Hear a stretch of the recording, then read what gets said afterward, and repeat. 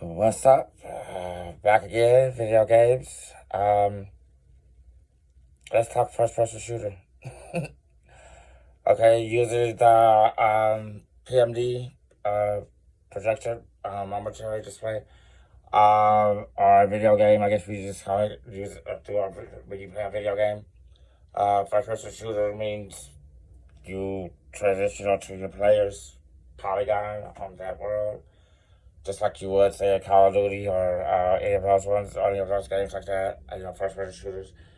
And you swipe and move through your guns and things like that come across the front of the screen as it's a live stream, so they can run across the front of your screen like that.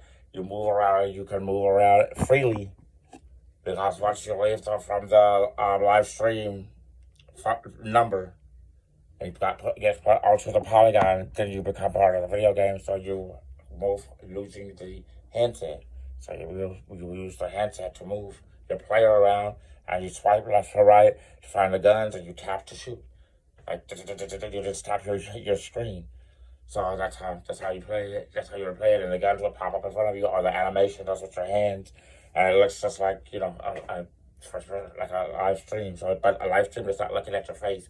When the game is turned on, that means you click the button on the camera to flip the camera, so it's looking out over the location application. So that's how it works. It connects to that. When it turns around, then it turns on the game. So the action, so it sends the message. Transition into the silicon graphic interface, and then when you press the little flip the camera again on the live stream to place it back on your face, you turn it off. Because it takes you off, it sends the message to go back into the live stream because it puts the display back onto your face.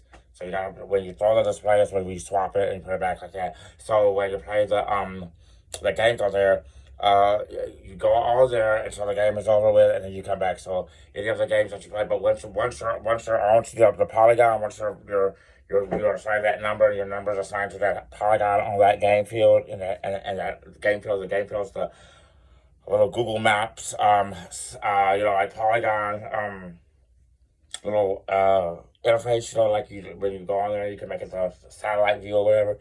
So it's called viewpoint coding. That's what we do. You code all the viewpoint. So you make that all viewpoint is satellite or whatever like that. It makes your battlefield or your game field.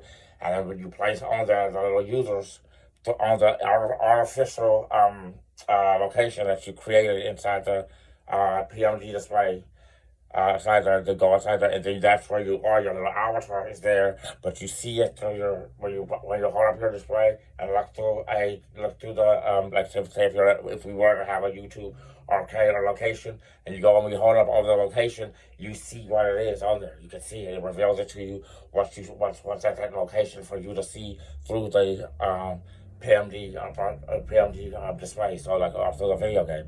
So the video game displays it to you, and you come and then when you go through there and the action pops up, that sends the message. Okay, now I want to go on there. When you go up here, it displays it and it recognizes that this is a location that has our video game installed here on this location, and that's something new, different too about us.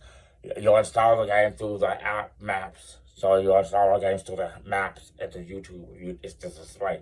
So you install it on the when you make the game or you design it. You're designing your installation to be installed on the maps location. So when people come by there, they hold up the display and they look and they can see the holograms. They can see the things that you have designed here on the world or the level because you make it on that little location. But you can import the location of say Greece or Africa, or whatever, wherever it's at, you can, what the video game console does, the video game console, it compiles it to where it puts it into a little smaller pre-size that's inside the video game or inside the YouTube media player. So that's what it does. It puts it down to where it shrinks it down to where the location is inside there, and then it puts your live stream through your assigned number to the swap function and puts you on that polygon inside that game. So the game's play out when you play the game, it's like a first person game. You don't feel the difference. You don't feel what I'm telling you. You don't feel it. You just experience it. You just experience transitioning from an animation from you coming out of the screen like this. You start seeing your hands and stuff like that. And then you start to see the world because you start seeing the artificial world, not your real world, not your room or your bedroom or where you're at, No, you'll see through your display. You'll see the world that is inside the movie that you're watching. So you'll see the world, you'll see the sky, you'll see the people, you'll see the other players, the villains, the monsters running towards you, and those are the things that you see, and that's the immersion that it gives you when you play our games. That's the immersion that it will give you. So it will give you the immersion that you, move your hand, your device around, you see different things. So that's the motion. You see different things that only you will see if you were that player or that cast in that storyline. So that's how it plays, and that's why I call video games. That's the things how they work, and that's how I think that will become very fun. Like very mainstream, because putting yourself onto an avatar makes it where you can just become part of a community at a different location through an avatar or a fake little a little avatar, where you view the world through there and see other friends that you make. You see it as the movie plays inside that world.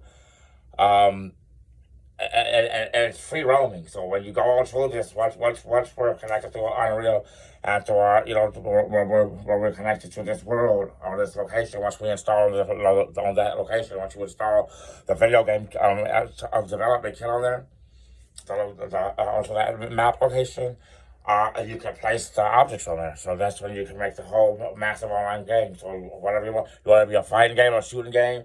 You want to be a game where it's a third person, where you see from a third person? Okay, the developers make your view the viewpoint of a third person. Don't make it be the viewpoint of first. Connect the phone number to the third view. Connect the right, so when it comes back, that's the view you'll see, and that's what you play, and you interact with the device, the handset. That's how it works.